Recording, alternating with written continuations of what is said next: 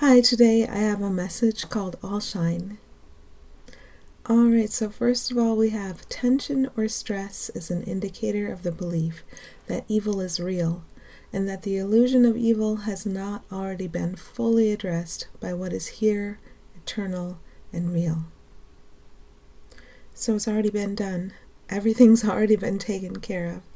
And the only leftover is what we continue to see and evaluate and judge and run toward or cower from, or stand back and judge and then spread our judgment far and wide. So all of this has already been taken care of, already addressed. But I think the one thing that's being addressed now is our attachment to continuing to see it, the addiction. I have to keep myself in an illusion of extreme right and extreme wrong, and approving of one and disapproving of the other, and it's all I know, and I'm unwilling to let it go. And without realizing it, I'm making all the extreme right and extreme wrong I see in my mind. It all comes from my mind, and I'm addicted to seeing and experiencing it. So that's where Spirit comes in and helps us. Our one problem, imagining a world that doesn't truly exist, has already been solved. And now we need to find the faith within our unity, within what we are together, to just relax back into that and accept what's already been accomplished for us. And the thing that would stop us is believing so strongly that something real happened and that wrongdoing was done, that I won't let it go. I'll keep generating the thing to see, the things to react against, the things to be victimized. I'll keep generating and generating and generating. Where there's a concern in our world about AI, gone mad, but it's already happened. It's called your mind, but it's your false mind. It's the mind that would be separate from another mind and in opposition to another mind. That is the AI. It's already gone mad. It's already wreaked havoc. Have you heard of war? It already seemed to happen. But nothing has truly happened here. And everything that seems to have happened has already been addressed fully. And that's why we need do nothing. Even though we continue to do things, those moments, and we don't have to try to force ourselves to stop doing things. That's not the point. Everything here can be used to help us recognize our one problem has been solved. And that we only need to learn to accept the solution that's been given to everyone. No one's here to prove themselves especially. Everyone is loved and loved equally. We're here to accept the one solution that's been given to all of us. And as we do that, what we seem to see and experience changes. And then we remember fully what was ever here, what was never not here. And then you don't have to continue to see and experience what was never here. Okay. Because you secretly believe that evil is real and caused by you, you also believe that to wash away the illusion of evil is to wash away you and everything ego says you value. So you know how we seem to be victims of evil within a world where it seems we have to struggle against evil or try to avoid evil? If we could see ourselves as having an evil addiction instead, we're addicted to its seeming presence. We're addicted to seeing it over and over in different forms. We're addicted to the notion that we must be good in opposition to it, which we already are. Everyone's already goodness. And that we must fight against it or avoid it. We're addicted to this whole big picture. It's a whole big picture we're addicted to. And it seems to give us life because it gives us this what we're addicted to, this little charge, this false stimulant, and we're addicted to that feeling. That's an indicator that the separation is real, and it seems to stimulate us into action in alignment with a belief that the separation is real. But to back up, we have a belief that evil is real in I language, and I believe that evil is real and caused by me, and that guilt keeps me in constant motion doing. And the whole world I experience is generated by that, and the only good in this world opposes evil. And according to my ego, when I stop to remember, when I stop to go within, when I stop to recognize what's truly here, evil has never been. It's been imagined. And only good has ever been. Time and space have been imagined as vehicles to prove to me what I've been intent upon, that separation exists and opposition exists, so evil is real. And when we take responsibility for the problem we're seeing, the entire problem of the world, it doesn't mean we did it. It means we remember nothing happened, but we remember we imagined it. And we know we're responsible in that sense. We know we're caught up in the cycle of addiction to what isn't even here, and that we do need help. So when we take responsibility, we can accept, and that's any one of us who wakes up to it, we can accept help for the entire issue as one. And then it seems to be that the world becomes a place where forgiveness is played out over and over and over again. We projected fear on everyone and everything, and seen and experienced forms of a special good belonging to some and not others, form of a special evil belonging to some and not others. And this whole engine has been powered by our wanting to see it, our being addicted to it, our thinking it's the only thing that's real, our denial of what's actually been here the entire time. So now's the time when we get to stop denying, and when we have the opportunity to allow the world to be used to bring us back into sanity, to show us what's real and what isn't real. But we have to put that whole world in the hands of what we are together, and not as a playground for us to attempt to achieve individual things or attempt to make and maintain a safety and peace that belongs to us alone. And this seems to be a very harsh and very deep addiction as we pass through the layers of it. But the thing to notice is that we are facing and passing through the layers of it. We're being carried through it. We're being carried through and out of it. So this is where faith develops. There's something bigger than what I imagine to be my small self. And what I'm addicted to is seeing as myself. I'm addicted to seeing the small self as myself. And I'm being carried through and out of my delusion. So obviously, as I accept the one solution that's here for all the problems I see, I have to have faith, because I have to believe in, remember what unifies me with everything, with no exceptions. And I have to allow that. So that's where the faith comes in.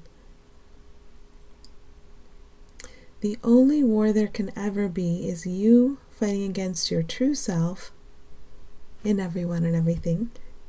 And even that is an illusion, the last illusion. So there's only one war, really. There seem to be many different conflicts that we could point to, and they involve ones we call other, and we'd say, I'm not involved in that conflict, but look at that conflict over there. But who's the one perceiving conflict? Me. And what do I perceive? What I want to perceive. I can perceive this layer of non-existence, really, of what seems to be here, or I can allow the remembrance of what's truly here, what never left. So if I have the feeling of fighting against something or triumphing over something, that's me fighting against me. Everywhere I look, there I am. There's one self. Everywhere we look, there we are. And it might be under a veneer that says, this is another self, it's separate from you. It can approve of you, it can disapprove of you, there's that tension, of this unpredictability, of this instability. There's this feeling of instability. What do those other selves want? What should I do? There are all these questions that come up that the ego can answer very readily. But if ego isn't answering those questions anymore and you're looking toward a self you call other, what does that experience become? This is where we find out. This is the time where we find out. Because all our ideas about who that other is, what that other has done, they all fall away. And their special goodness and a special badness, they all fall away. And then we get to see what's here. And it's always good, because that's what remains when what isn't truly here washes away. And you can say that speaking from memory, a memory that's returned to you. Just almost the faintest whispering of, oh yeah, that's right. This has been some crazy dream. So we don't need to fight against illusion. But we can become still and await instructions. Await the certainty that, not that we're trying to struggle within time and space, but that we're following a flow that's been given to us. And that's what a day is for now. A day is for forgiveness. A day is for seeing through what isn't here to what is here. To resting in what is here, what unifies all of us. And to learning to take our instructions, our actions and speech from this place where we're unified. And when we're tempted to judge how someone else is doing that or not doing that, we still fortunately have this place to relax back down into, where we recognize our unity, our sameness. And that's the calm place. That's not the place from which we'd evaluate another, especially positively or especially negatively. We'd rest in our sameness, which is very, very healing. And it does give guidance. Our ego gives guidance very quickly and very loudly, and I'm used to following it. And that's okay. That's what a day's for. A day's for the switch over of noticing, here's the guidance from the ego. I'm very tired of how this feels. I'm going to stop and rest for a moment. It's okay to do nothing. Maybe even for what seems like a long period of time. And then the guidance from what we truly are gets a chance to come through. Okay, you are permanently connected with the goodness within everyone and everything. And it's safe to put that one unvarying goodness in charge. So no matter all the ups and downs and differences that I am addicted to seeing, still the truth of all of it is the one unvarying goodness. And that's what unifies me with everyone. That's what makes me exactly the same as everyone. In time and space, no, I'll look different. And if we want to entertain ourselves with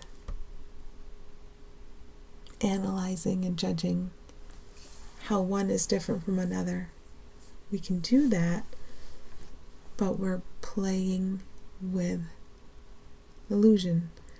And as we seem to be in time and space, it seems like we have no choice but to play with illusion. We're still in illusion, but we can dedicate all of the illusion to the pathway out of illusion. So there's always a choice. I can get enmeshed further in illusion, trying to seek a separate safety and peace for myself within the illusion. And this lesson's for me as I hear it, as I hear it spoken by me. Strangely, it's for me, and I can see that choice. Or I can allow myself to be led through and out of the illusion I have made. And I can tell by how I feel. So when I don't feel happy, it's more the urge to try to stay enmeshed within the illusion of time and space and try to extract a separate piece for myself from the components of time and space. And there's that temptation, there's that illusion that that's even possible. And we can fool ourselves with that. That's a characteristic of an illusion. You can fool yourself with it. Or I can say yes. I can say yes to the journey through and out of the nightmare I made. And why is it a nightmare? Why? Because is there death here? Is there war here? And we're eternal, but we're pretending we can die? We're pretending we can harm each other emotionally and physically? This is a playground I built. Do I want to leave? Yes. Yes, I do. I don't want to leave with what I'm unified with, which is everyone and everything. But I did when I made this. I wanted to pretend I could leave it and oppose it. And any I can say that. So any I can take responsibility for everything they're perceiving and experiencing. We're all unified as one I together. And any seeming one I can remember what's going on and make the moment by moment choice. Okay, let's be carried through and out of the illusion without holding on to parts of it as we pass by. let's be carried through and out together. And that seems like a big change, that setting. But once the willingness to be carried through and out of what we made, instead of becoming enmeshed in it and trying to extract goodness and happiness from it, once that decision is made, then everything, I have to be careful how I say this, everything bows down to assist us, maybe not in the way we thought. Because one of the ways you can get trapped, I can get trapped in the illusion of time and space, is to value certain things within it and to believe those things bring me happiness. Maybe a certain physical characteristic, maybe an amount of wealth, maybe an amount of talent. Something I can use, and when I use and flash those things, we can get people coming toward us and people approving of us. And that can actually get us stuck in the illusion of time and space. And that would be what like a guru gone wrong scenario could be. I agreed to be carried through and out of time and space, and yet I enmeshed myself in it further. And I do this in small ways every single day. It's okay, because the help we need is always here for us, but our lives will go through, we'll be given opportunities to detach from what isn't truly here. And it doesn't always look pretty or desirable, but it doesn't mean that bad things are happening to us. It means we're being given a chance to remember who we are and who we aren't. And while that doesn't have to be through suffering, it can be. So it's okay.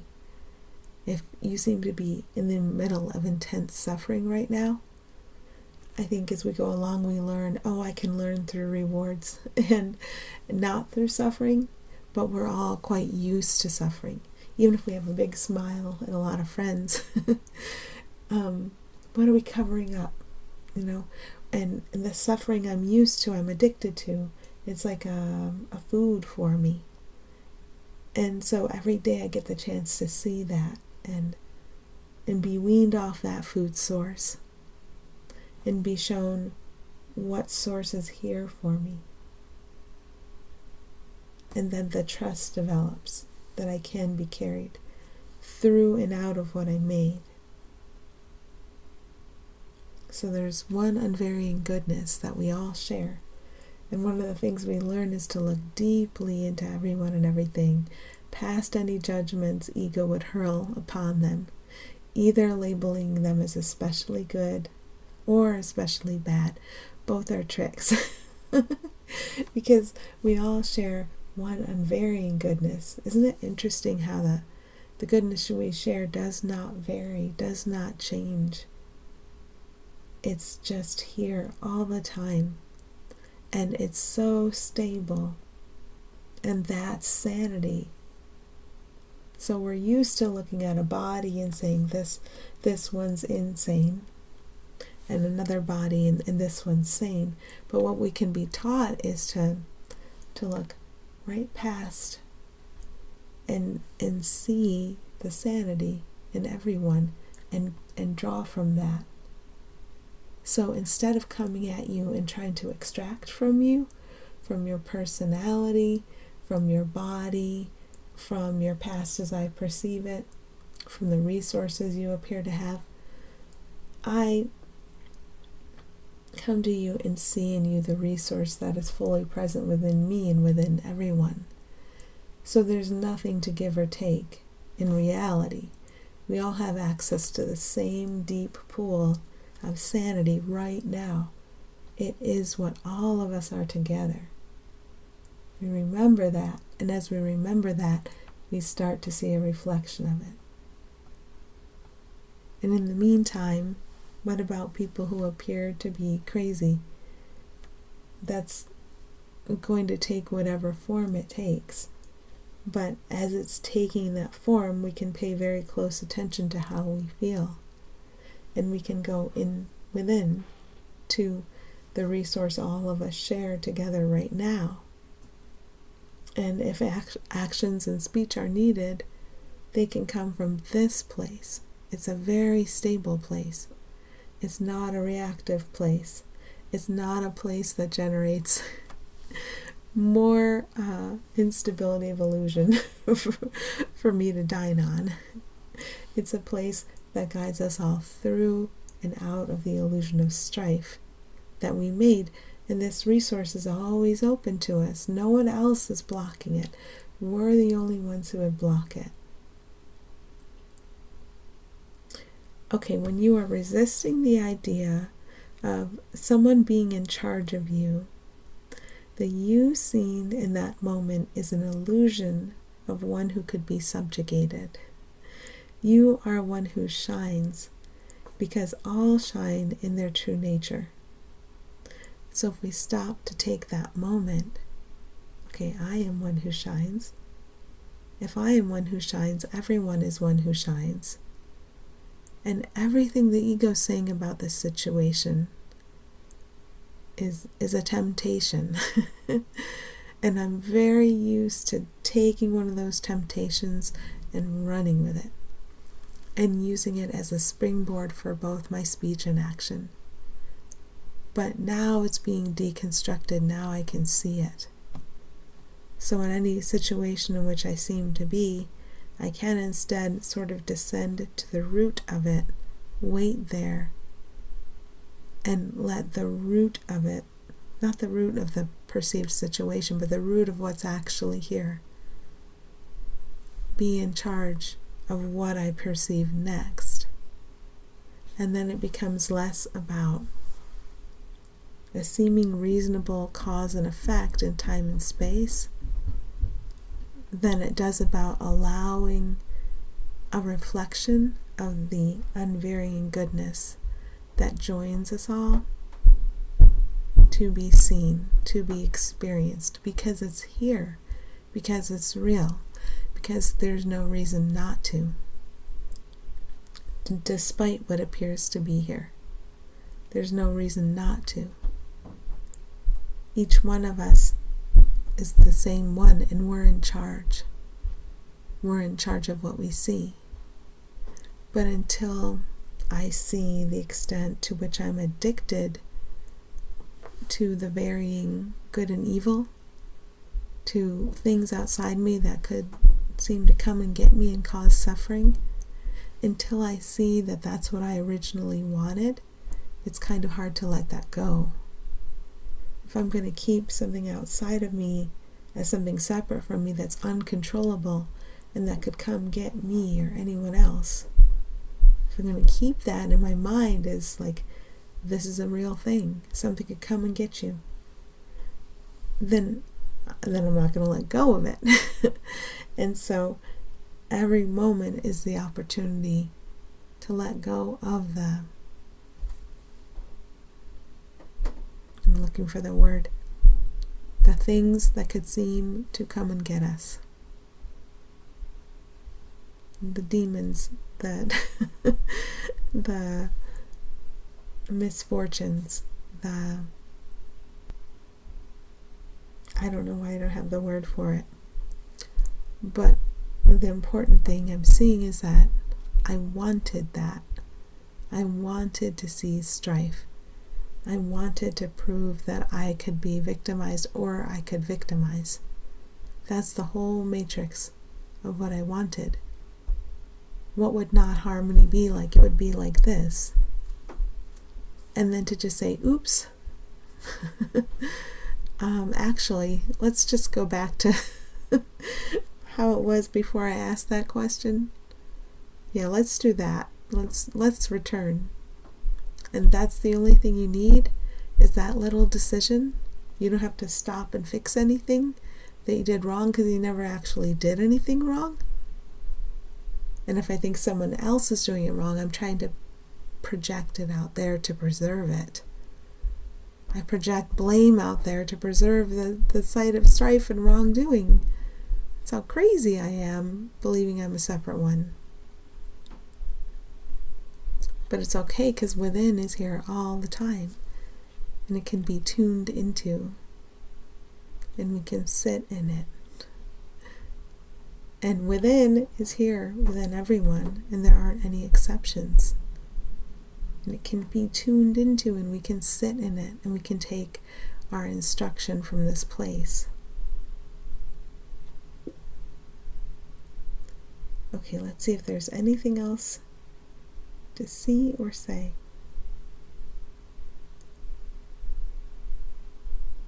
Yeah, I think that's it. It feels a little serious today, so I was just going in to see what's up with that. And I think the nature of that is you're taking responsibility in a deeper way than you ever have before. And responsibility is not blame. And you're seeing that in a deeper way than you ever have before. And in order to do that, you have to pass through layers of fear. Fear that would hold the illusion in place. So something about that feels like, should I be opening this door? Yes, because it can't hurt you. When we turn the illusion over to the goodness without opposite that all of us are and all of us share, then it can't hurt us or anybody else. And it's okay if it seems to take a little bit of time to accept this and get used to it, because we're used to using illusion to repeat the illusion of hurt. We're used to that. We're used to waiting for punishment. We're used to that.